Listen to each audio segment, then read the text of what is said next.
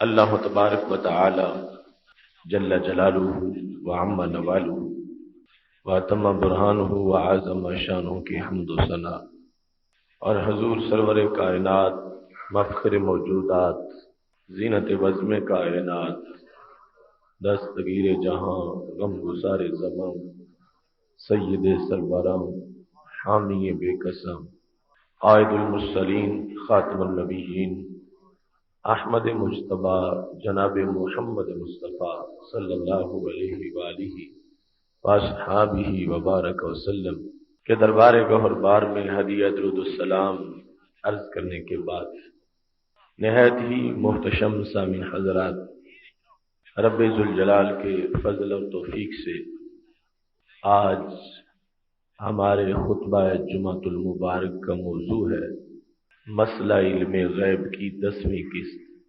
میری دعا ہے خالق کائنات جل جلالہ ہم سب کو قرآن و سنت کا فہم عطا فرمائے اور قرآن و سنت کے ابلاغ و تبلیغ اور اس پر عمل کی توفیق عطا فرمائے۔ آپ میں سے اکثر نے یقیناً مسئلہ علم غیب کی پہلی 9 اقساط سماعت کی ہوں گی اور آج 10ویں قسط ہے۔ ابھی اس کے بعد انشاءاللہ بہت سی اقساط باقی ہیں، اور آپ اس سے یہ اندازہ لگائیں کہ ہمارے نبی علیہ الصلوۃ والسلام کی ایک ایک شان کے بارے میں کتنی آیات ہیں اور کتنی احادیث ہیں، اور نبی اکرم صلی اللہ علیہ وسلم کی عظمتوں کو قرآن و سنت میں کس قدر اجاگر کیا گیا ہے۔ آج کے موضوع میں بالخصوص یہ بات ہے کہ رسول اکرم صلی اللہ علیہ وآلہ وسلم کو رب کائنات نے منافقین کے بارے میں علم غیب عطا فرما رکھا تھا۔ منکرین علم غیب یہ بھی پراپوگنڈا کرتے ہیں کہ نبی اکرم صلی اللہ علیہ وسلم کے ساتھ جو لوگ تھے اور منافقین تھے ان کا بھی نبی علیہ الصلوۃ والسلام کو علم نہیں تھا، تو بعد والوں کا علم کیسے ہوگا، یا دیگر لوگوں کی مختلف حیثیات کا علم کیسے ہوگا۔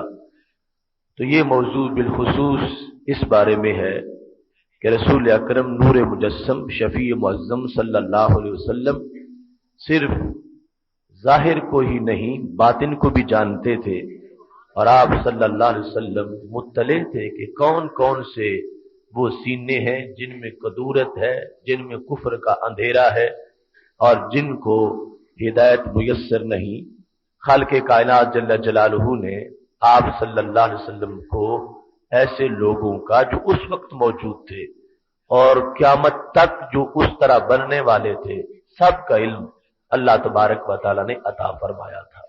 پہلی قسط میں یہ بات میں نے بیان کی تھی بخاری شریف کے حوالے سے اور تفسیر خازن کے تفصیلی شان نزول کے لحاظ سے کہ علم غیب پر سب سے پہلا اعتراض ہی منافقین کا تھا، اور انہوں نے جس وقت رسول اکرم صلی اللہ علیہ وسلم نے یہ فرمایا تھا اوردت علی امتی فی صورہا فی التین کما اوردت علی آدم، کہ جس طرح حضرت آدم علیہ السلام پر ان کی پوری نسل اور اولاد کو پیش کیا گیا، ایسے ہی مجھ پر میری پوری امت کو پیش کیا گیا۔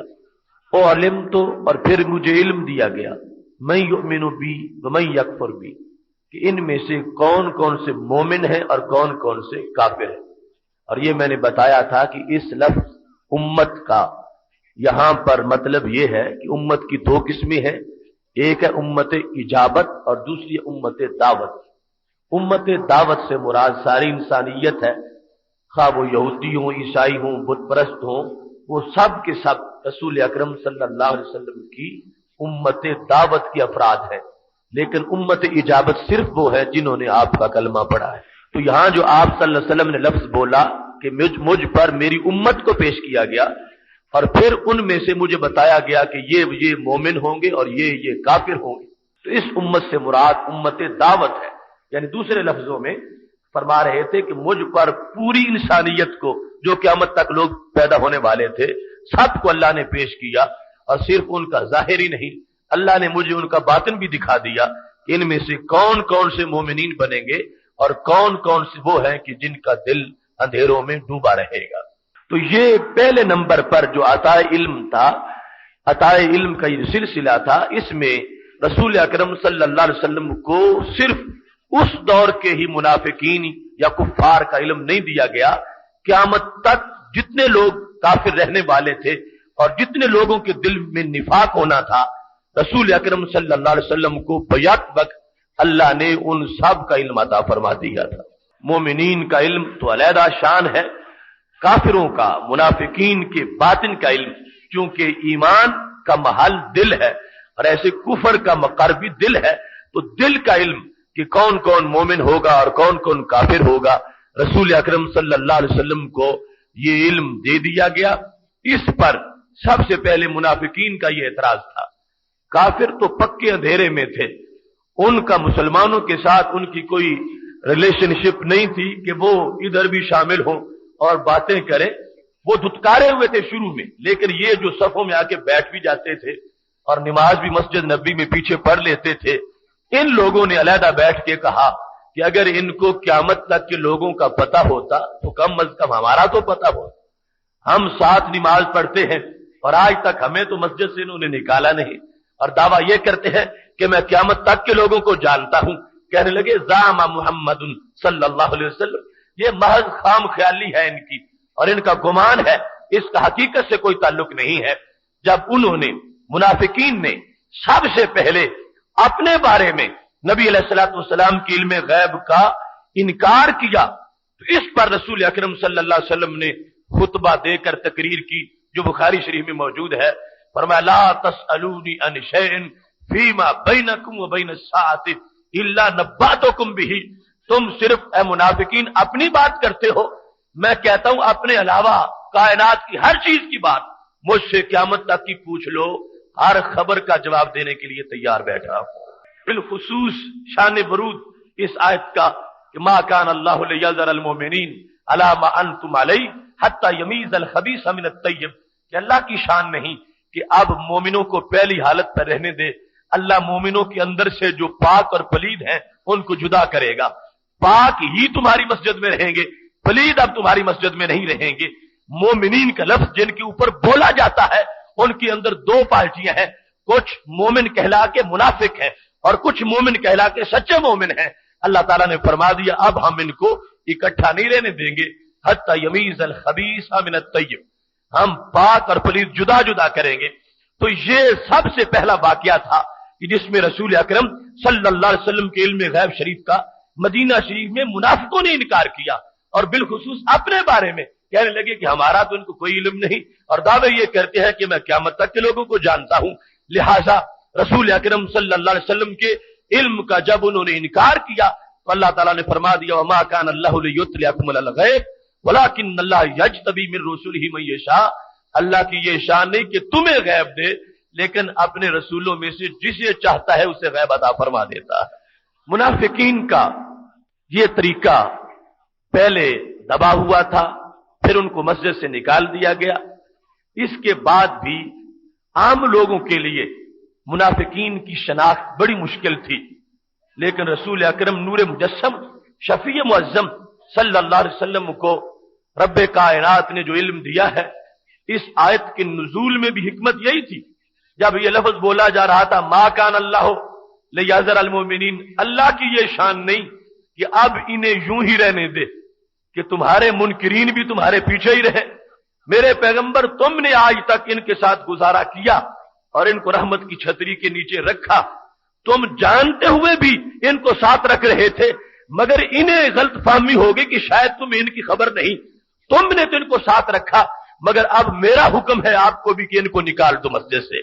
मैं अब ये बर्दाश्त नहीं करूंगा कि आप इनको साथ रखें। तो इससे भी ये हिकमत जाहिर हो रही थी जो रसूल अकरम सल्लल्लाहु अलैहि वसल्लम ने दीगर मकामात पर लफ्जों में बयान की। फरमाया मैं किसी को नहीं निकालता, लोग क्या कहेंगे कि ये जो इनका कलमा पढ़ता है उसको भी मस्जिद से निकाल देते हैं। और बार बार हजरत उमर रज़ी अल्लाह तआला अन्हु जब ऐसे मौके पर इजाजत मांगते थे कि मुझे इजाजत दो मैं शख्स का सार उतारूं जिसने इतराज किया है, تو میرے نبی علیہ السلام یہی فرماتے تھے عمر، لوگ یہ کہیں گے کہ جو ان کا کلمہ پڑھتا ہے اس کا بھی سار اتار دیتے ہیں۔ اب اللہ کی طرف سے حکم ان لفظوں میں آیا کہ میرے پیغمبر تم نے تو ان کو چھپائے رکھا، اور تمہاری رحمت کو یہ گوارا نہیں تھا کہ ان کو مسجد سے دھکے دے کر نکالا جائے، لیکن اب یہ میری حکمت کا تقاضا ہے، تمہاری رحمت پر اب اعتراض نہیں ہوگا، اب یہ میرا حکم آ گیا ہے تمہاری طرف سے کہ ان کو جنہوں نے تمہارے علم کا انکار کیا ہے ان کو مسجد سے نکال کر یہ امتیاز کر دو کہ مسجد طیب لوگوں کے لیے بنائی گئی ہے، خبیث لوگوں کے لیے نہیں بنائی گئی۔ یہ جو انکار کر رہے تھے ان کو نکال کے واضح کرو کہ انہوں نے تمہاری اس شان کا انکار کیا ہے جو رب ذوالجلال نے تمہیں عطا فرما رکھی ہے۔ اس کے ساتھ بالخصوص قرآن مجید برہان رشید کی سورہ محمد کی آیات اس بارے میں نص ہے کہ اللہ تعالیٰ نے ہمارے نبی علیہ السلام کو علم منافقین دیا۔ آیت کریمہ ہے ام حسب الذین فی قلوبہم مرض ان لن یخرج اللہ اضغانہم۔ اللہ فرماتا ہے کیا سمجھ لیا ان لوگوں نے جن کے دلوں میں بیماری ہے، کیا لن یخرج اللہ اضغانہم، کہ اللہ ان کے دلوں کا گھمنڈ ظاہر نہیں کرے گا۔ ان لوگوں نے یہ سمجھ لیا کہ ان کے دلوں کی بیماری چھپی رہے گی۔ جن کے دلوں میں مرض ہے، یہ جملہ منافقین کا پکا جملہ ہے، جن کے دلوں میں مرض ہے ان کے بارے میں یہ پکا نص کا حکم ہے۔ فرمایا جن کے دلوں میں مرض ہے کیا وہ یہ سمجھتے ہیں کہ ان کا مرض چھپا رہے گا اور ان کے مرض کی کسی کو اطلاع نہیں ہوگی؟ رب فرماتا لو نشاء لاریناکہم، میرے نبی ہم چاہیں تو تم سے چھپ کیا سکتا ہے؟ لو نشاء، اگر ہم چاہیں، لاریناکہم، ہم دکھائیں گے تجھے وہ لوگ، لاریناکہم، اس میں جو علم کی عطا ہے اس کا انداز بھی بیان کیا گیا۔ فرمایا منافقین پردوں میں چھپے، عام انسان ان پردوں کو نہیں سمجھ سکتا، لیکن ہم چاہیں تو ہم 1000 پردے کے اندر چھپا ہوا منافق بھی اے نبی تمہاری آنکھ کے سامنے ننگا کر سکتے ہیں۔ لو نشاء، اگر ہم چاہیں، لاریناک، ہم ضرور تجھے دکھائیں گے، ہم دکھائیں گے تجھ کو، ہم یہ منافقین، ان کا پتہ، ان کی علامتیں، فلا عرفتہم بسیماہم، فرمایا ہمارے نبی آپ ان کا چہرہ دیکھتے ہی ان کے دل تک پہنچ جائیں گے۔ قرآن مجید کی آیت ہے لو نشاء لاریناکہم فلا عرفتہم بسیماہم، اگر ہم چاہیں تو ہم تجھے دکھا دیں گے، کیا فلا عرفتہم بسیماہم، آپ ان کے ماتھے دیکھ کر ان کے دل کی عبارت پڑھیں گے، ان کے چہرے کی علامت سے ہی آپ ان کے دل کو سمجھ جائیں گے۔ اور پھر فرمایا یہ تو تھا لو نشاء، اگر ہم چاہیں، اور پھر فرمایا ہم نے تجھے کیا دے دیا، فلا عرفتہم بسیماہم ولا تعرفنہم فی لحن القول، اے ہمارے نبی صلی اللہ علیہ وسلم، ہم نے تمہارے لیے چہرہ دیکھنے کی بھی ضرورت نہیں رکھی کہ تم منافق کا چہرہ دیکھو تو پھر پتا چلے، فرمایا دیوار کے پیچھے سے بولے گا، اس کی آواز سے تم جان جاؤ گے کہ یہ منافق ہے۔ وَلَا تَعْرِفَنَّهُمْ، آپ ضرور ان کو پہچانتے ہیں، ضرور جانیں گے۔ کیسے؟ دیکھ کر، فرمایا نہیں دیکھنا بھی کوئی ضروری نہیں، کیسے؟ فی لحن القول، بات کے اسلوب سے، بات کی آواز سے، بات کے لہجے سے، وہ دیوار کے پیچھے ہو، وہ اندھیرے میں کھڑے ہو، پھر بھی آپ جانیں گے۔ چہرہ ان کا دیکھ کر منافقت کو جاننا یہ بھی بڑا علم ہے، لیکن ہم نے چہرے کی احتیاجی بھی نہیں رکھی۔ اے ہمارے نبی صلی اللہ علیہ وسلم، ہم نے تجھے یہ شان دے دی ہے، اور سورہ محمد میں اللہ کا فرمان ہے فی لحن القول، وہ بولتے جائیں پھر بھی دیکھو گے، اور یہ بھی صرف ان پر حکم مرتب کرنے کے لیے، ورنہ ساری کائنات سمیٹ کر ہاتھ کی ہتھیلی پہ یوں رکھی ہے جیسے رائی کا دانہ ہوتا ہے۔ اس وقت کے منافقین کو بھی دیکھ رہے ہیں اور قیامت تک کے منافقین کو بھی دیکھ رہے ہیں، اور بالخصوص شرعی حکم لگانے کے لیے جس میں یہ آواز اور لہجہ ہم نے رکھا ہے، تاکہ لوگوں کے سامنے بھی ان کو اب معین کر دو، اور ان کی خود دلیل کی وجہ سے کہ یہ جو بول رہا تھا یہ لوگوں منافق ہے، ورنہ اپنے علم پر تو سب کو بتا سکتے تھے۔ فرمایا ہم نے سب کچھ تمہارے لیے دلوں کے معاملے بھی کھول کے رکھ دیے ہیں۔ محتشم سامعین حضرات، یہی وجہ ہے کہ جس वक्त जंग तबूक से वापसी पर मुनाफिकीन आपस में बातें कर रहे थे, रसूल अकरम सल्लल्लाहु अलैहि वसल्लम ने वो बातें सुन ली और अल्लाह ने कुरान की आयात नाजिल कर दी। इसमें मुख्तलिफ तफासीर और मुस्तनद मुतकद्दमीन की तो जो तफासीर हैं वो वाक़े की मुख्तलिफ जिहतों को बयान किया गया है। दुर्र मंसूर में यह है कि जिस वक्त तबूक से वापसी थी तो मुनाफिकीन आ रहे थे और ये कह रहे थे, कहने लगे यजुन्नु, ये हमारा नबी माज़ल्ला ये गुमान करता है, युफ्तहु लहू कुसूर शाम, कि इसके लिए शाम के महल्लात खोल दिए जाएंगे। ये गैब की खबर पर एतराज था कि ये कहते हैं, क्योंकि नबी अलैहिस्सलाम का ये तबूक का जंग तो बाद का मामला है। आपने जब खंदक के पत्थर तोड़े थे और बड़ा पत्थर सामने आ गया था और सहाबा ने कहा था ये टूटता नहीं है, तो मेरे महबूब अलैहिस्सलाम ने अल्लाहु अकबर का पढ़ के जिस वक्त उस पर हथौड़ा मारा था, चमक निकली थी, फरमाया मैंने देखा है शाम के महल्लात मेरे गुलामों के कदमों के नीचे आ गए हैं। ये मजमून उनके सामने था, तो आप तनकीद कर रहे हैं। अलहदा आते हुए रात को कहने लगे हमारा नबी माज़ल्ला ये गुमान करता है कि शाम का फातेह बन जाएगा और शाम के महल्लात इसके लिए खुल जाएंगे और शाम के किले इसके लिए मफ्तूह हो जाएंगे और वहां इनके झंडे लहराएंगे। ये गुमान करता है, हालांकि इनको ऐसा कोई इल्म नहीं। देखो हम अब कितनी कोशिश कर रहे हैं जंगों में, जिहादों में, यहां मामला जो है वो कितना जबरदस्त मुकाबला है, शाम तक इनके उम्मती कैसे पहुंचेंगे। ये उन्होंने रसूल अकरम सल्लल्लाहु अलैहि वसल्लम के बारे में जब बात की, नबी अलैहिस्सलातु वस्सलाम को उनकी इन बातों का पता चल गया। मदीना शरीफ में पहुंचे, फरमा फुलां फुलां लोग आ जाओ, उनको बिठा लिया, फरमा तुमने ये बातें की है, तो कहने लगे हमने तो कोई बात ऐसी नहीं की। जब ये मुकालमा हो रहा था तो खालिक़े कायनात जल्ला जलालहू ने आयत की शक्ल में इसको बयान करके क़यामत तक के मोमिनों के लिए राह निजात को वाज़े कर दिया। रसूल अकरम सल्लल्लाहु अलैहि वसल्लम ने उनकी गैब में उस गुफ्तगू को पकड़ लिया कि तुमने मेरे बारे में ये कहा और बिलखुसूस मेरे इल्म पर तुमने इतराज किया और तुमने मेरी खबर पर तनकीद की और तुमने मेरा मजाक उड़ाया और तुमने ये कहा कि ये कैसे फातेह बन सकते हैं। याद रखो, इल्मे गैब का मुनकिर होना यह भी बहुत बड़ा जुर्म है, लेकिन इसको रंगे मजाक में बयान करना उससे भी बड़ी हलाकत है। और ये दोनों गलतियां उन लोगों में मौजूद थीं और आज भी उनके नक्शे कदम पे चलने वाले लोगों का अंदाज मजाक वाला होता है।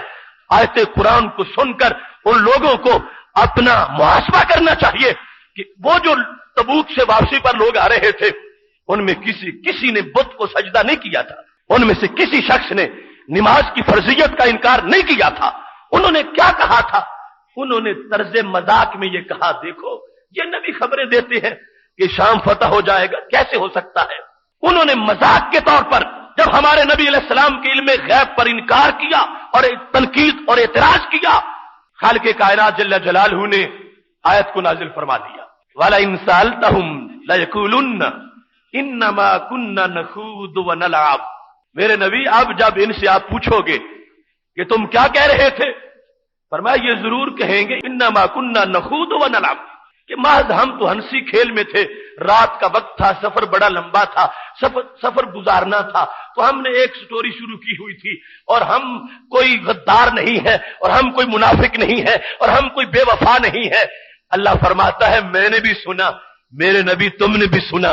अब आप इनसे पूछते हो, वाला इन सअल्तहुम, जब आप इनसे सवाल करते हैं, 10वां पारा है कुरान का, लयक़ूलुन्ना, जरूर ये कहेंगे इन्नमा कुन्ना नखूदु व नलअब, बस हम तो हंसी मजाक में थे, हमने कोई कुफर नहीं किया, हमने कोई बुत को सजदा नहीं किया। अल्लाह फरमाता है मेरे नबी इनसे कह दो हंसी मजाक के मकाम और भी बड़े हैं, तुमने पैगंबर की जात को हंसी मजाक के लिए रखा। कुल अबिल्लाहि व आयातिही व रसूलिही कुंतुम तस्तहज़िऊन, इनसे पूछो क्या तुमने मजाक के लिए अल्लाह को ही समझा हुआ है और मजाक के लिए अल्लाह की आयात को समझा हुआ है और मजाक के लिए तुमने अल्लाह ताला के रसूल अलैहिस्सलाम को रखा हुआ है? क्या तुम इन जातों से इस्तेज़ा करते हो? अब मामला क्या था हमारे नबी अलैहिस्सलाम के इल्म गैब का? अल्लाह ने फरमाया इनके इल्म पर एतराज करते हो तो मेरा मजाक उड़ा रहे हो, देने वाला मैं हूं, میری دی ہوئی سند پر تم اعتراض کر رہے ہو اور اس علم کو تم مسترد کر رہے ہو. منافقین تم نے چھوٹا جرم نہیں کیا. اب اللہ و آیاتہ و رسولہ، تم نے اللہ کا مذاق اڑایا، تم نے اللہ تعالیٰ کے رسول صلی اللہ علیہ وسلم کا مذاق اڑایا، اور تم نے آیات قرآن کا مذاق اڑایا. تم اس کو معمولی نہ کہو، سمجھو خالق کائنات نے فیصلہ کر دیا. لا تعتذروا قد کفرتم بعد ایمانکم. اب بہانے نہ بناؤ، تم ایمان لانے کے بعد کافر ہو چکے ہو. اللہ کا قرآن ہے. لا تعتذروا، عذر نہ کرو، بہانے کیوں بناتے ہو؟ ہم نے سنا ہے جو تم کہہ رہے تھے، تم جو کچھ بول رہے تھے جس انداز میں. اللہ تعالیٰ فرماتا یحذر المنافقون ان تنزل علیہم سورۃ تنبئہم بما فی قلوبہم قل استہزئوا ان اللہ مخرج ما تحذرون. فرمایا اب منافق سہم گئے ہیں کہ ان کے دلوں میں جو کچھ ہے اللہ آیتوں میں بیان کر دے گا. اب منافق سہم گئے ہیں. آیت ہے، فرمایا تم اب ڈرتے ہو، قل اللہ، میرے نبی اعلان کر دو، اللہ مخرج ما تحذرون، جو تمہیں ڈر ہے جن باتوں کا کہ اب زہر ہوگی، اللہ وہ باتیں ننگی کر کے چھوڑے گا، اللہ وہ واضح کرے گا، اللہ سب کچھ سامنے کرے گا. اب یہ ماحول بنا ہوا تھا تبوک سے واپسی پر، جب میرے محبوب علیہ السلام کے علم غیب کا منافقین نے انکار کیا ہے، استہزاء کیا ہے. اللہ تبارک و تعالیٰ کی طرف سے حکم یہ آ گیا لا تعتذروا قد کفرتم بعد ایمانکم. اب عذر اور بہانے نہ کرو، کوئی بہانہ نہ بناؤ، تم نے کفر کیا ایمان کے بعد. جو ایمان کا تمہارا ظاہری شعبہ تھا، تم زبان سے جو بول رہے تھے وہ بھی اب نہیں مانا جائے گا. تم نے کفر کیا. اب یہ لفظ کفر جو قرآن میں آیا ہے کس بات پر؟ ان لوگوں کا جرم کیا تھا؟ ان لوگوں کا کیا جرم تھا کہ قرآن کہتا کفرتم بعد ایمانکم، ایمان کے بعد تم کافر ہو گئے. یہ اس صورت میں نہیں کہ انہوں نے کہیں بت کو رستے میں سجدہ کیا، یا انہوں نے اللہ کی توحید کا انکار کر دیا، یا انہوں نے باس بعد الموت کا انکار کر دیا، یا انہوں نے ایمان بالملائکہ اور ایمان بالکتب کو چھوڑ دیا، یا انہوں نے نماز کی فرضیت کا انکار کر دیا. نہیں نہیں میرے بھائیوں، انہوں نے ہمارے نبی علیہ السلام کے علم کا انکار کیا اور اس کو مذاق کی شکل میں بیان کیا. اللہ فرما رہا ہے اب معافیاں نہ مانگو، تم عذر پیش کر رہے ہو، یہ محض بہانے ہیں. ہم جاننے والے ہیں قد کفرتم بعد ایمانکم، تم ایمان لانے کے بعد کافر ہو گئے ہو. اور ہم نے اپنے محبوب علیہ السلام کے کان اتنے وسیع بنا رکھے ہیں، تم جہاں بول رہے تھے یہ تمہاری باتوں کو سن رہے تھے. دوسرا شان نزول یہ ہے کہ جس وقت رسول اکرم نور مجسم شفیع معظم صلی اللہ علیہ وسلم رات کو سفر کر رہے ہیں تو منافقین پیچھے پیچھے ہیں اور کیا بولتے ہیں. طبرانی نے معجم کبیر میں جو لکھا ہے، کہنے لگے کہ یحدثنا محمد صلی اللہ علیہ وسلم ان ناقۃ فلان فی مقام فلان فی یوم قضا وما یدریہ بالغیب، کہ ہمیں یہ نبی یوں بیان کرتے ہیں، اتنا بھی بیان کر دیتے ہیں کہ اس وقت فلاں کی گم شدہ اونٹنی فلاں صحرا میں کھڑی ہے، فلاں درخت کے پاس ہے اور فلاں جگہ ہے. یہ باتیں بھی ہمیں ویسے بیان تو کرتے رہتے ہیں، لیکن وما یدریہ بالغیب، ان کو غیب کا کیا پتا، یہ غیب کیا جانے. خبریں دیتے ہیں مگر یہ سچی نہیں ہوتی. معاذ اللہ، وما یدریہ بالغیب، ان کو غیب کا پتہ ہی کوئی نہیں، یہ غیب جانتے ہی نہیں ہیں. جس وقت انہوں نے یہ بات کی تو اللہ فرماتا ہے قد کفرتم بعد ایمانکم، ایمان لانے کے بعد تم کافر ہو گئے ہو. تم نے کیوں استہزاء کیا، تم نے کیوں توہین کی، اور کیوں تم نے یہ بات بیان کی. یہاں یہ مضمون بھی بڑا قابل غور ہے کہ نبی علیہ الصلوۃ والسلام کے بارے میں بولتے ہوئے کتنا بندے کو محتاط ہونا چاہیے. اب یہاں وہ بظاہر ایک جملہ بول رہے ہیں، لیکن اس کا مضمون اپنی جگہ کہ وہ کتنا گندا ہے، لیکن اس کا طریقہ جو ہے اس پر خاص گرفت کی گئی ہے. اللہ تعالیٰ فرماتا ہے قل استہزئوا، میرے نبی ان سے کہہ دو کر لے جتنا کرنا ہے مزہ. قل استہزئوا، جس طرح اللہ تعالیٰ فرماتا ہے قل اعملوا، جو کچھ تم نے کرنا ہے کر لو، میں قیامت کے دن پوچھوں گا تم سے. کفر کرنا ہے تو کر لو، یہ مطلب نہیں کہ میں خوش ہوں کفر کرو، یہ مطلب ہے کہ میں پوچھوں گا تم کیا کر رہے ہو. ایسے ہی فرما دیا میرے نبی صلی اللہ علیہ وسلم، قیامت تک کے ایسے لوگوں کو فرما دو کر لے مذاق، کیا تمہارا بگاڑ سکیں گے. لیکن میں پوچھوں گا کہ مذاق کیسے کیا جاتا ہے۔ اب اس مقام پر رسول اکرم نور مجسم شفیع معظم صلی اللہ علیہ وسلم آپ کو حکم ہے اللہ تعالیٰ کی طرف سے، یہی آیات ہے جو نازل ہو گئی، اور ان لوگوں کا انکار کیا گیا کہ تم نے یہ لفظ کیوں بولے وما یدریہ بالغیب، کہ ان کو غیب تو آتا ہی نہیں اور خبریں ویسے ہی دیتے جاتے۔ ایسے ہی البحر المحیط کے اندر یہ بھی موجود ہے کہ رسول اکرم نور مجسم شفیع معظم صلی اللہ علیہ وسلم نے 70 کے نام گنے کہ یہ منافق ہیں، اور اللہ نے قرآن مجید کی آیت ان کے بارے میں نازل کر دی۔ لیکن بعد میں یہ بات پیش نظر تھی کہ ان منافقوں کے بیٹے پکے مومن تھے، اور یہ بات سامنے رکھی گئی کہ اگر ہمیشہ یہ نام قرآن میں پکارے جائیں گے تو یہ جو بیٹے ہیں پکے، ان کے پکے مومن، ان کی بڑی حوصلہ شکنی ہوگی اور ان کے لیے بڑی مشکل بن جائے گی، تو پھر ان کے نام منسوخ کیے گئے۔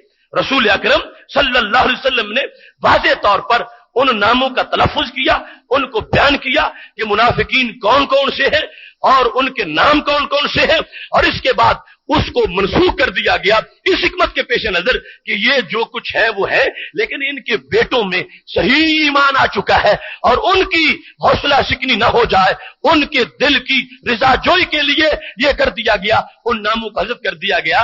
لیکن یہ تو ماننا پڑے گا کہ خالق کائنات جل جلالہ نے جن کے بارے میں آیات نازل کی، اگر سرکار صلی اللہ علیہ وسلم کو ہی اس قرآن کا علم نہیں ہوگا تو اور کسی کو علم کیا ہوگا؟ پھر تو لغو بات ہو جائے گی، پھر تو اللہ کا کلام محمل ہو جائے گا۔ خالق کائنات جل جلالہ جن کو معین کر کے یہ کلام اور آیات نازل کر رہا ہے، ماننا پڑے گا محبوب علیہ السلام کے سینے میں ان کا علم موجود ہے۔ اس واسطے فلا عرفتہم بسیماہم ولتعرفنہم فی لحن القول کے بعد سارے مفسرین اس بات کو لکھتے ہیں کہ محبوب علیہ السلام کے سامنے آتے جاتے تھے منافقین، یا آواز آتی جاتی تھی، محبوب علیہ السلام پھر مطلع ہیں، جانتے ہیں، اور اگر ضرورت پڑتی تھی، ویسے پردہ چاک نہیں کرتے تھے، لیکن جب ضرورت پڑتی تھی تو بندوں کے سامنے بھی ان کا تعارف کروا دیتے تھے۔ اس موقع پر بڑی عجیب بات یہ ہے کہ حضرت حذیفہ بن یمان رضی اللہ تعالی عنہ کا منصب صحابہ میں یہ تھا کہ یہ صاحب علم منافقین ہیں۔ آج لوگوں نے نبی علیہ السلام کے علم کا انکار شروع کر دیا کہ آپ کو علم نہیں۔ صحابہ میں جب شعبے تقسیم ہوئے کہ حضرت معاذ بن جبل رضی اللہ تعالی عنہ یہ فقہ بیان کریں گے، اور حضرت ابی بن کعب جو ہے قرات کے مسائل بیان کریں گے، اور حضرت علی المرتضی رضی اللہ تعالی عنہ یہ جج بنیں گے اور فیصلے کریں گے، اس وقت یہ شعبہ طے ہوا تھا کہ قیامت تک کے منافقین کی بات پوچھنی ہے تو وہ حضرت حذیفہ بن یمان بیان کریں گے۔ تدرک للحاکم میں حضرت علی رضی اللہ تعالیٰ عنہ کا یہ قول موجود ہے۔ جب ان سے پوچھا گیا کہ حذیفہ بن یمان کون ہے، فرمانے لگے عالم المنافقین۔ حذیفہ بن یمان کی پکی نشانی یہ ہے، سارے ان کے کردار میں سب سے بڑی پہچان ان کی یہ ہے کہ ان کو رسول اللہ صلی اللہ علیہ وسلم نے منافقین کے علم کا اسپیشلسٹ بنایا تھا۔ جتنی بھی منافقین کی علامتیں تھیں اور جتنا تعارف تھا، نام تک رسول اکرم صلی اللہ علیہ وسلم نے ان کو بتا دیے تھے، یہاں تک کہ ذہبی نے سیر اعلام النبلاء کے اندر حضرت حذیفہ بن یمان کے حالات میں لکھا ہے کتنا ان کو اس مضمون کا اسپیشلسٹ سمجھا گیا کہ ایک دن سیدنا عمر رضی اللہ تعالی عنہ ہاتھ باندھ کے کھڑے ہو گئے، اے حذیفہ مجھے میرے بارے میں بتا دو، کیا میرا نام تو ان میں نہیں کہ جن کو منافقین کہا گیا ہو؟ ان کے اس علم کو کتنا تسلیم کیا گیا اور اس میں ان کو کتنا فائق سمجھا گیا۔ وہ حضرت عمر جو تجویز پیش کریں تو آیت کا نزول ہو جائے، جن کو امت کا سب سے بڑا صاحب الہام سمجھا جائے، جن کی شان یہ ہو اگر بعد میں نبی آتے تو عمر فاروق نبی ہوتے، وہ عمر ان کے اس وصف کو مانتے ہوئے پوچھ رہے ہیں حذیفہ بن یمان تجھے جو رسول اکرم صلی اللہ علیہ وسلم نے منافقین کے بارے میں بتایا ہے مجھے بتا دو، کہیں میرا نام تو ان میں شامل نہیں؟ اتنے پاک کردار والے اور عمدہ ایمان والے عمر فاروق رضی اللہ تعالیٰ عنہ جب حضرت حذیفہ سے پوچھ رہے تھے تو معاذ اللہ آج کے توحید پرستوں والا خیال نہ آیا کہ یہ بات تو ہمارے نبی علیہ السلام کو بھی نہیں آتی، حذیفہ کو کہاں سے آئے گی؟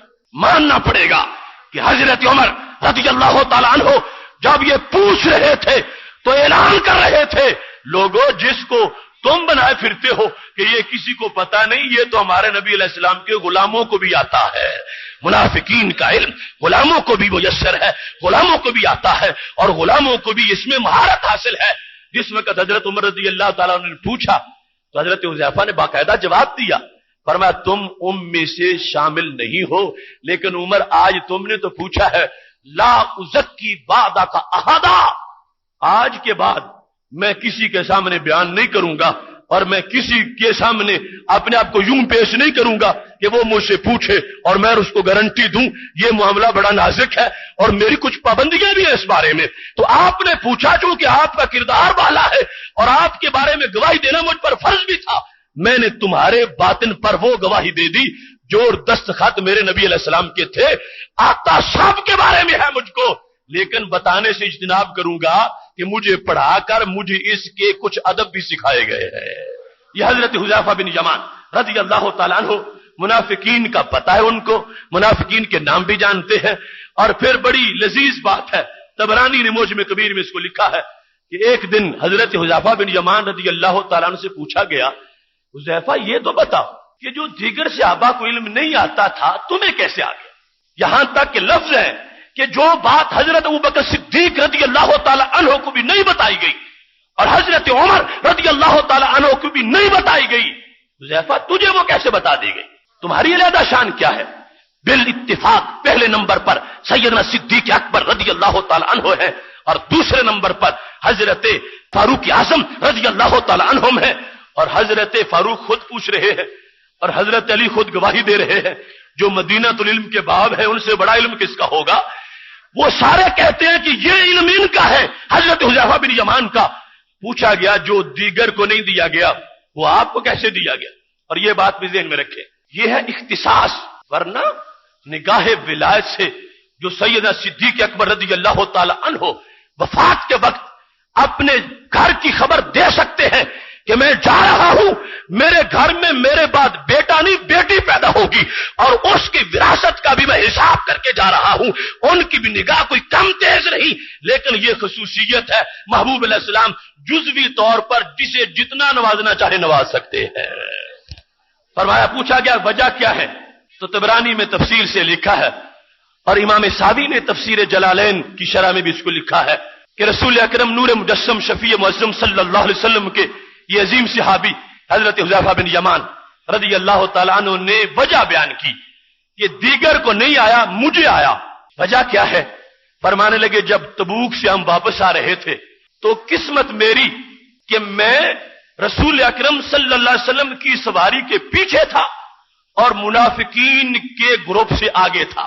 इस दौरान मेरे कानों ने यह सुना कि मुनाफिकीन कह रहे थे आज बड़ा सुनहरी मौका है, इस ऊंटनी को हम दौड़ाएं और पैगंबर अब सोए हुए हैं, ऊंटनी दौड़ेगी वो नीचे गिर जाएंगे, माज़अल्लाह इन दक्का उनुकहु उनकी गर्दन टूट जाएगी, इस तरह ना मिन हो हमें राहत मिल जाएगी। ये लफ्ज थे उनके कि कभी हमें किसी जिहाद में ले जाते हैं, कभी किसी जिहाद में ले जाते हैं, अगर वहां हम कातिलाना हमला करेंगे तो हमें कौन जिंदा छोड़ेगा?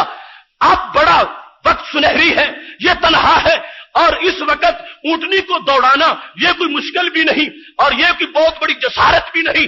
हम ऊंटनी दौड़ाएंगे, वो सो रहे हैं, वो अपना तवाज़ुन बरकरार नहीं रख सकेंगे और नीचे गिर जाएंगे और माज़अल्लाह शहीद हो जाएंगे और हमारी माज़अल्लाह जान छूट जाएगी। जब उन्होंने आपस में ये बात की, हजरत हुज़ैफा बिन यमान रज़ी अल्लाह तआला अन्हु कहते हैं मैंने सुन ली। अब मैं बारगाह नबूवत की अदब भी जानता था, ये तो नहीं कह सकता था कि या रसूल अल्लाह सल्लल्लाहु अलैहि वसल्लम मुनाफिक ये कह रहे हैं फौरन बेदार हो जाओ और यूं करो वो करो, ये भी नहीं कह सकता था और मैं नाम लेके आवाज भी नहीं दे सकता था। कहते हैं मैंने जोर जोर से कुरान पढ़ना शुरू कर दिया। कहते हैं जब मैंने जोर जोर से कुरान पढ़ा तो मेरे महबूब अलैहिस्सलाम ने फरमाया हुज़ैफा जो कुछ मैंने सुना है वो तूने भी सुना है, क्योंकि शान यह तनामु ऐना या वला यनामु कल्बी, आंखें सोती हैं दिल बेदार रहता है। हुज़ैफा जो मैंने सुना वो तुमने भी सुना। हुज़ैफा कहते हैं या रसूल अल्लाह सल्लल्लाहु अलैहि वसल्लम हाँ मैंने भी सुना, इसलिए मैं जोर से कुरान पढ़ रहा था। फिर फरमाया अतारिफुहुम, जानते हो ये कौन कौन है? मैं आगे हूं, ये अंधेरे में पीछे हैं और तुम दरमियान में थे। फरमाया तारिफुहुम तबरानी के लफ्ज ये है कि इन्होंने कहा मैं जानता हूं, और सावी के लफ्ज ये है इन्होंने कहा मैं नहीं जानता कि वो कौन कौन से हैं।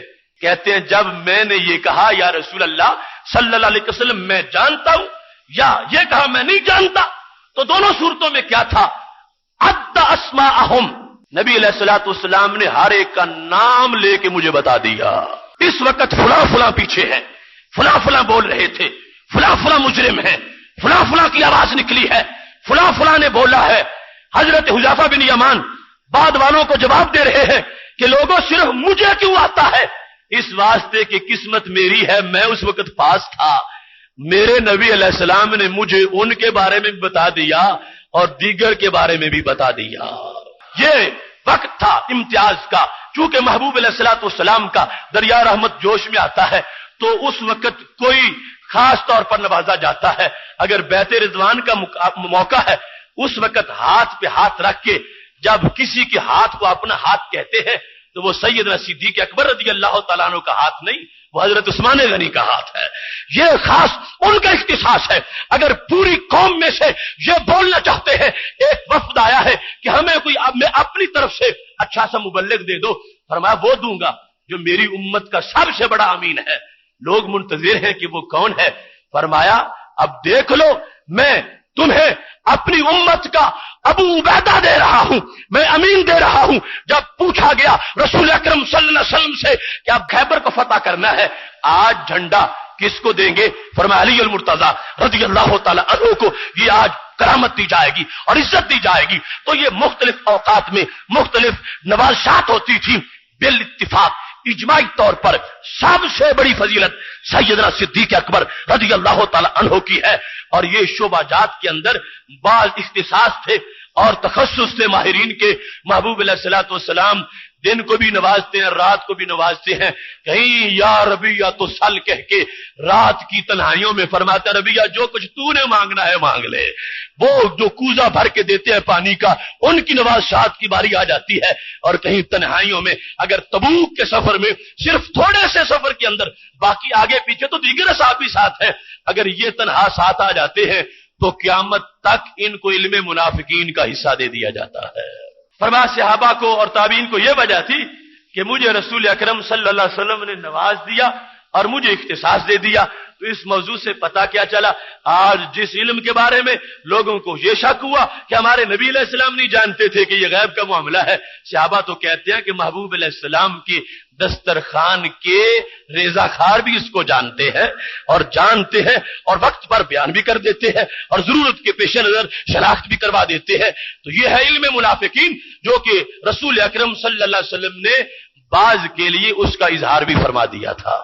सुननुन नबी व अय्यामुहु सल्लल्लाहु अलैहि वसल्लम, ये इब्ने साद की किताब है, 2 जिल्दों में। सुननुन नबी व अय्यामुहु की दूसरी जिल्द में रसूल अकरम सल्लल्लाहु अलैहि वसल्लम के इल्म शरीफ पर पूरा एक बाब उन्होंने मुरतब किया है और मुतकद्दिमीन मुहद्दिसीन में से है। इस मौका पर उन्होंने ये हदीस लिखी कि रसूल अकरम सल्लल्लाहु अलैहि वसल्लम को मुनाफिकीन का कितना इल्म था। कहते हैं कि नबी अकरम सल्लल्लाहु अलैहि वसल्लम मजमा आम में बैठे हैं। हजरत साबित बुनानी रज़ी अल्लाह तआला अन्हु इस हदीस के रावी हैं कि नबी अकरम सल्लल्लाहु अलैहि वसल्लम ने फरमाया इज्तमा अनासुन फतकल्लमू, कि एक मीटिंग में कुछ लोग इकट्ठे हुए, उन्होंने कुछ बातें की और वो बातें मुझ तक पहुंच गई, मैंने सुन ली। अभी देखो किस कदर रहमत है और शफकत है। अल्लाह ताला की तरफ से अभी वईद नहीं आई और हमारे नबी अलैहिस्सलाम पहले ही मामला रफा दफा करना चाहते हैं। फरमाया कूमू इस्तगफिरुल्लाह व अस्तगफिरु लकुम, तुमने जो गलतियां की हैं आओ माफी रब से मांगो, मैं भी सिफारिश करता हूं तुम्हारा गुनाह माफ हो जाएगा। सुननुन नबी व अय्यामुहु सल्लल्लाहु अलैहि वसल्लम दूसरी जिल्द में यह हदीस मौजूद है। जिस वक्त हमारे नबी अलैहिस्सलाम ने फरमाया उठो, जिन्होंने अलहदा मीटिंग में मेरे खिलाफ बातें की हैं और मेरे इल्म गैब पर तनकीद की है, उठो अब माफी मांगो। अल्लाह ताला से मैं भी दरखास्त करता हूं, मैं तुम्हारे लिए माफी मांगता हूं अल्लाह से, अल्लाह तुम्हें माफ कर देगा। अब मजमा लगा हुआ है, किसी को ये जुर्रत नहीं हो रही कि उठे और माफी मांगे। अगरचे मौका बड़ा कीमती था, मगर चोर बनने की पहचान करवाना मजमा आम में यह भी बड़ा नदामत का मसला था। جو بڑے پارساز صوفی بنے ہوئے تھے اور صحابہ کی صفوں میں آ کے بیٹھتے تھے اور تہجد گزار بھی بنے ہوئے تھے اور بہت کچھ کرتے تھے، اور اب پتا چلنا تھا کہ یہ رہبر نہیں، یہ رہزن ہے، یہ پھول نہیں، یہ کانٹے ہیں، یہ خوشبو نہیں، یہ تو بدبو والے ہیں، اور اب ان کو خوشبو والا بنایا جائے گا۔ بڑا مشکل ہو گیا۔ ہمارے نبی علیہ السلام بار بار اعلان کر رہے ہیں، کوئی اٹھتا ہی نہیں۔ تو کیا جملہ بولا میرے محبوب علیہ السلام نے؟ فرمایا لَتَقُومُنَّ أَوْ لَأُسَمِّيَنَّكُمْ، اچھی بات ہے خود کھڑے ہو جاؤ ورنہ میں ابھی نام لے کے تمہیں کھڑا کروں گا۔ لَتَقُومُنَّ، کھڑے ہو جاؤ جنہوں نے میرے خلاف بات کی ہے، غیب میں بیٹھے ہوئے مجھ سے دور، میرے علم پر جنہوں نے تنقید کی ہے اور جنہوں نے باتیں کی ہے، میں کہہ رہا ہوں تم کو کھڑے ہو جاؤ اور تم بھی معافی مانگو۔ میں بھی اللہ سے درخواست کرتا ہوں۔ جب کوئی نہیں کھڑا ہو رہا تو کیا لفظ بولے؟ لَتَقُومُنَّ أَوْ لَأُسَمِّيَنَّكُمْ، تم کھڑے ہو جاؤ ورنہ میں صرف اشارہ نہیں کروں گا، میں نام لے کے بلاؤں گا، ایک ایک منافق کو نام لے کے کھڑا کروں گا، نام لے کے بلاؤں گا۔ اب دیکھو کتنے وہ گھل مل کے بیٹھے ہوئے تھے اور کس قدر وہ صحابہ کے ساتھ ملے ہوئے تھے، اور اس سے پتا چلتا ہے کہ ہمارے محبوب علیہ السلام وہ کتنا شرع صدر تھا اور پکا علم تھا۔ فرمایا مجھے صرف قیافہ نہیں، مجھے نام تک آتے ہیں، اگر تم نہیں اٹھو گے تو اب میں نام بھی بولوں گا۔ میں ویسے پردہ ڈالتا رہا اور اب بھی چاہتا ہوں خود کھڑے ہو جاؤ تاکہ پھر تمہیں یہ تکلیف نہ ہو کہ ہمیں کان سے پکڑا اور مسجد سے نکالا اور برسر عام ہمیں شرمندہ کیا۔ معافی چاہتے ہو کھڑے ہو جاؤ، میں تمہیں معافی لے کر دیتا ہوں۔ لَتَقُومُنَّ أَوْ لَأُسَمِّيَنَّكُمْ، کھڑے ہو جاؤ ورنہ میں ابھی تمہارے نام لوں گا۔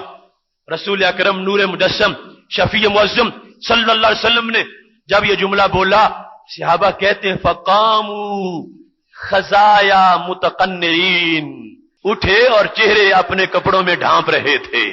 مجلس میں اٹھے اور اپنے چہروں کو کپڑوں سے ڈھانپ رہے تھے اور خزایا رسوا تھے، ذلیل تھے، ذلیل اور رسوا تھے۔ اور اب پہلا مرحلہ جو تھا نبی علیہ السلام کی طرف سے پیشکش کا وہ گزر چکا، اب سرزنش شروع ہو گئی تھی۔ فرمایا میں نے پیشکش کی، تمہاری معافی تو ویسے ہی بڑی مشکل تھی، میں نے کہہ دیا تھا اٹھو میں معاف کرواتا ہوں، تم نہیں اٹھے، اب ہم تمہیں اپنی مسجد میں رہنے بھی نہیں دیں گے، تمہیں یہاں نماز پڑھنے بھی نہیں دیں گے، اٹھو ورنہ میں تمہارے نام لیتا ہوں۔ اٹھے ہیں قاموا خزایا متقنعین، اپنے چہرے ڈھانپے ہوئے ہیں، ذلیل اور رسوا ہو گئے ہیں۔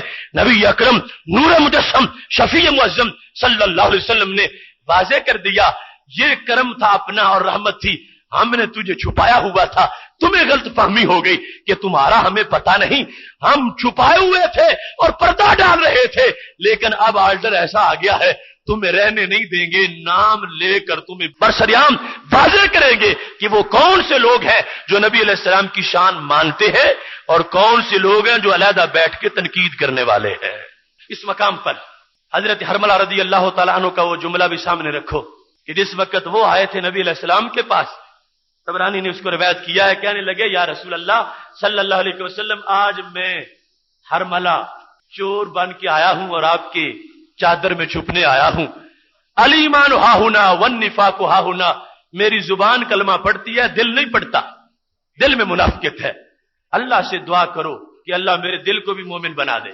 تو میرے محبوب علیہ السلام کا بڑے کرم جوش پر تھا، یہ نہیں کہا کہ مجھے تو صرف ڈیوٹی یہ دی گئی ہے زبان کو کلمہ پڑھاؤ، دل کس کا جو ہے رکھے، نہیں، اخذ بطرف لسانہ، زبان کو کھینچ کے پکڑ لیا اور ساتھ یہ دعا کہ اللہم اہد قلبا وثبت لسانا، اے اللہ اس کے دل کو ہدایت دے دے اور زبان وہ بولے جو دل میں موجود ہو، ورزق حبی وحب من یحبنی، کتنے سال اے اللہ اس کو منافقت میں ہو گئے ہیں، آج اس کا علاج کر، کس طرح اس کو میری محبت دے دے اور میرے صدیق کی محبت دے دے، حبی وحب من یحبنی، منافقت کا علاج ان محبتوں کے اندر ہے، میرے اے اللہ اس کو میری محبت دے اور میرے غلاموں کی محبت دے۔ حضرت حرملہ کہتے ہیں ابھی زبان میری آپ نے چھوڑی نہیں تھی کہ میرا دل ایمان سے بھر چکا تھا۔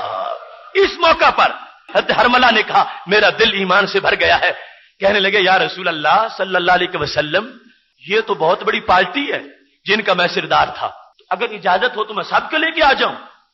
تو میرے نبی علیہ السلام نے فرمایا نہیں، من جاءنی کما جئتنی، میرے پاس کمی کوئی نہیں، کہ اگر سارے آ جائیں گے تو میں ان کا علاج نہیں کر سکوں گا. نہیں، من جانی کما جئتنی، جیسے تم خود آئے ہو ایسے جو خود آ جائے گا میں اس کی بگڑی بنا دوں گا، اس کو میں معافی لے دوں گا، اس کے ایمان کا میں بندوبست کر دوں گا. لیکن اے ہرملا لا تحرک علی احد سترہ، کسی کا پردہ نہ چاک کرو. وہ اگر خود جس طرح ہے رہے، ہم نے دین واضح کر دیا، ان کی اپنی ڈیوٹی ہے، وہ میرے پاس آئیں علاج کروائیں. تم اعلان کر کے ان سب کو اکٹھا کر کے میرے پاس نہ لاؤ. یہ حدیث اس بات کو واضح کر رہی ہے کہ محبوب علیہ السلام کا پردہ ڈالنے کا عالم اور ستار جو مجازی شان ہے وہ کس قدر کی تھی. یعنی یہ عدم علم نہیں تھا بلکہ یہ کریمانہ شان تھی کہ ہم برسریام کسی کو رسوا نہیں کرتے، لیکن ہم یہ بھی چاہتے ہیں کہ جو آئے گا آج اس کو ندامت تھوڑی ہوگی اور حشر کے دن کوئی اس کو سہارا نہیں ملے گا. آج جو آ جائے اے ہرملا جیسے تم آئے ہو، مطلب کیا تھا کہ مجھے اللہ کی اذن سے اس قابل تو سمجھو کہ میں دل میں ایمان داخل کر سکتا ہوں. جو میری اس شان کو مان کر آ جائے گا میں زبان پکڑوں گا، ایمان اس کے دل میں داخل کر دوں گا. رسول اکرم نور مجسم شفیع معظم صلی اللہ علیہ وسلم کو کس قدر علم منافقین ہے.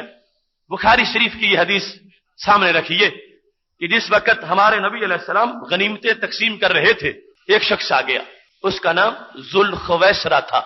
اب تقسیم ہو گئی تو اس نے کہا اعدل یا محمد صلی اللہ علیہ وسلم، کہ اے اللہ کے نبی عدل کرو. مشورے دینے آیا ہے اس ذات کو کہ جنہوں نے دودھ پیتے وقت بھی عدل کیا تھا، اور حضرت حلیمہ رضی اللہ تعالی عنہا کا ایک طرف سے دودھ پیتے تھے اور دوسرا اپنے بھائی رضائی کے لیے رکھتے تھے. یہ صوفی اور یہ متقی اور یہ جعلی توحید پرست ہمارے نبی علیہ السلام کو مشورہ دینے آ گیا. یہودی نہیں تھا، عیسائی بھی نہیں تھا اور بت پرست بھی نہیں تھا، کلمہ گو تھا. اور کلمہ گو کے اندر وہ پارٹی جس کو حتی یمیز الخبیثہ من الطیب سے جدا کیا گیا تھا. کہنے لگا بڑا پارشاہ بن کے کہ عدالت کرو. تو ہمارے نبی علیہ السلام نے فرمایا کچھ ہوش کر کے بول، من یعدل اذا لم عادل بدبخت ویلکا، تو تباہ ہو جائے. بتا اگر میں عدل نہیں کر سکا تو پھر دنیا میں کون کرے گا. یہ دل کا مطلب تو یہ ہے کہ میں نے پہلے نہیں کیا، اب تیرے حکم سے کروں اور تیری تبلیغ سے کروں اور تیری نصیحت سے کروں. فرمایا میں نے عدل کیا ہے اور ساتھ یہ جھڑکی دی ویلکا، تو ہلاک ہو جائے. مجھے مشورے دیتا میں یعدل اذا لم عادل، اگر میں نے عدل نہیں کیا تو بتا کون عدل کرنے والا ہے. پھر اس موقع پر حضرت عمر رضی اللہ تعالی عنہ تلوار لے کے کھڑے ہو گئے، کہنے لگے یا رسول اللہ صلی اللہ علیہ وسلم میں تو اس کو زندہ نہیں جانے دوں گا. کون ہوتا ہے جو تمہارے عدل کو چیلنج کر دے اور تمہارے سامنے یہ باتیں کرے؟ میں اس کا سر اتاروں گا. تو اس پر میرے نبی علیہ السلام نے جملہ بولا جو ہمارے آج کے موضوع کا حصہ ہے. اور میں عمر تم سمجھتی ہو کہ یہ ایک ہی گندا انڈا ہے؟ ان لہو اصحابا، اس کی پوری پارٹی ہے، یہ اکیلا نہیں ہے، اس منافق کا پورا گروپ ہے. ان لہو اصحابا، اس کے بہت سے دوست اور بھی ہیں جو باطن میں میرے بارے میں یہی عقیدہ چھپائے ہوئے ہیں اور ایسے ہی تنقیدیں کرتے ہیں. عمر اس کو چھوڑ دو. ان لہو اصحابا، اس کے اور بھی دوست ہیں میں جانتا ہوں، صرف یہ نہیں گروپ ہے پورا. اور کیا حیثیت ہے ہمارے محبوب علیہ السلام کے جاننے کی. خدا کی قسم ایمان اش کر اٹھتا ہے. منافقت کو جانا تو کتنے پردوں کے اندر سے جانا. اگر ایک شخص محض کلمہ پڑھتا ہوتا اور منافق ہوتا تو یوں بھی پہچانا جا سکتا تھا کہ کلمہ تو پڑھتا ہے مگر نماز نہیں پڑھتا، لہذا پتہ چلا کہ منافق ہے. کلمہ تو پڑھتا ہے مگر جہاد پر نہیں جاتا، پتہ چلا کہ منافق ہے. کلمہ تو پڑھتا ہے مگر یہ کار خیر میں شریک نہیں ہوتا، پتہ چلا تو منافق ہے. ایسا کھوج تو عام انسان بھی لگا سکتا تھا، مگر قربان جاؤں میرے محبوب علیہ السلام نے نمازیوں کے اندر سے منافقت کو پہچانا. جب پردے تھے اوپر اور دستانے پہنے ہوئے تھے ان گھنونے سازشیوں نے، تو میرے محبوب علیہ السلام کے جملے کیا تھے؟ فرمایا عمر ان کی اور بھی اصحاب ہیں، ان کی نشانی بتاؤں؟ وہ کیسے ہیں؟ وہ جلد نظر نہیں آتے، وہ کیا کرتے ہیں؟ منافق ہونے کے باوجود وہ کیا ہے؟ فرمایا یحقر احدکم صلاتہ ما صلاتہم وصومہ ما صومہم فرمایا تم میں سے ایک بندہ ہے صحابہ اپنی نماز اس منافق کے مقابلے میں تھوڑی سمجھتا ہے. اس کے کچھ اصحاب ہیں جو منافق بھی ہیں اور اتنے نمازی ہیں کہ صحابہ تم سے کہیں زیادہ نماز پڑھتے ہیں. یہ لفظ بڑے قابل غور ہے. آج کچھ لوگوں نے یہ سمجھ لیا کہ نماز یہ معیار حق ہے، نماز فرض عین ہے، مومن کی شان ہے اور کسی حال میں بھی چھٹی نہیں. مگر نماز ہی معیار حق اگر ہوتی تو میرے نبی علیہ السلام یہ نہ بیان کرتے. فرمایا عمر ان کے اصحاب بھی ہیں اور وہ اتنی نماز پڑھتے ہیں کہ اگر تمہیں پتہ چلے تو تم اپنی نماز کو حقیر سمجھو، تم کہو ہم تو تھوڑی سی پڑھتے ہیں اور وہ بہت زیادہ پڑھتے ہیں. عمر تم اپنے روزے کو ان کے روزوں کے مقابلے میں حقیر جانو. عمر تم اپنے عمل اور جہاد فی سبیل اللہ کو ان کے عمل کے مقابلے میں حقیر جانو. اس کی ایسی پارٹی موجود ہے اس وقت معاشرے کے اندر، اور یاد کر لو عمر یہ ساری چیزیں معیار حق نہیں ہیں. یخرجون من الاسلام کما یخرج الرمیۃ من السهم من الرمیہ. یہ سب کچھ ہونے کے باوجود مومن نہیں ہے، دین سے یوں ہی خالی ہیں جیسے شکار سے تیر پار گزرتا ہے تو کوئی چیز بھی اس کے ساتھ نہیں ہوتی. یہ علم منافقین کا بیان بھی تھا اور قیامت تک کے لیے روشنی بھی تھی. فرمایا صحابہ ہماری نمازیں آج کیا ہوں گی؟ صحابہ کو کہا گیا تم میں سے کوئی ایک شخص جب ان کی نماز دیکھے گا تو ان کی دکھاوے کی اتنی نمازیں ہیں تم سمجھو گے کہ ہم تو کوئی نماز پڑھتے ہی نہیں، بڑی تھوڑی سی پڑھتے ہیں، اور یہ اتنے اتنے بڑے لمبے پارسا اور متقی بنے ہوئے ہیں. تو یہ تقویٰ کی بناوٹی چادر کے اندر جو نفاق چھپا ہوا تھا ہمارے نبی علیہ السلام نے اس منافقت کو بھی ننگا کر دیا. فرمایا میرے صحابہ جان لو یہ ایک نہیں کہ اس کا سر اتارو گے تو بات ختم ہو جائے گی. اس کے اصحاب بھی ہیں، وہ اور بھی ہیں ایسے گندے انڈے میں جانتا ہوں، اور یہ آزمائش ہے ہماری. ہم ابھی سر نہیں اتاریں گے. لوگ کہیں گے کلمہ گو کا سر اتارا اور کلمہ گو کو جو کہہ دیا، کلمہ گو کو یہ کہہ دیا. ہم ان کو جو دوسرے لوگ ہیں بیرونی ان کے لحاظ سے بھی اپنی ایک پالیسی رکھیں گے، لیکن میرے صحابہ جان لو ان کے ایمان کو ایمان نہ سمجھنا. اور یہ بھی اجازت دے دی. فرما میرے بعد جب تم ان کو ملو گے اجازت دیتا ہوں ان کا سر بھی اتار سکتے ہو. یخرجو من دے ھذا الرجل. فرما اس بندے کی نسل سے ایک قوم نکلے گی، ان کا یہی کام ہوگا، نمازیں لمبی ہوں گی مگر مجھ سے بغض ہوگا. فرما ان سے جو کچھ کرنا ہو کر لینا، عمر میں اب تمہیں اجازت نہیں دوں گا. تو رسول اکرم نور مجسم شفیع معظم صلی اللہ علیہ وسلم نے اس وقت یہ واضح کر دیا کہ صرف ایک منافق کو نہیں سب کو جانتا ہوں. اور اس طرح نبی علیہ الصلوۃ والسلام نے ان کو پہچانا ہے کہ وہ 1000 پردوں میں چھپے ہوئے تھے، مگر پھر بھی ہمارے محبوب علیہ السلام نے ان کی شناخت کر لی ہے، ان کو جانا ہوا ہے اور یہ مطلع کر دیا ہے کہ محض اعمال کو معیار حق کبھی بھی نہ بنا لینا. یہ اعمال تو علامتیں اور نشانیاں ہیں. جب دل صحیح ہوگا اور ایمان صحیح ہوگا، منافقت دل میں موجود نہیں ہوگی. اللہ تبارک و تعالی عمل کی وجہ سے بندہ مومن کو بلند سے بلند مقام عطا فرما دے گا. محترم سامعین حضرات، رسول اکرم نور مجسم شفیع معظم صلی اللہ علیہ وسلم کا اسی سے ملتا جلتا جملہ اور آج کی وہ سب سے واضح پالیسی ہے. ابن کثیر میں وہ حدیث شریف ہے اور درجنوں کتابوں میں ہے کہ جب میرے نبی علیہ السلام نے فرمایا تھا مجھے اپنی امت پر قرآن کا خطرہ ہے، صحابہ نے پوچھا قرآن کا بھی خطرہ ہوتا ہے؟ قرآن نے تو خطرے مٹا دیے.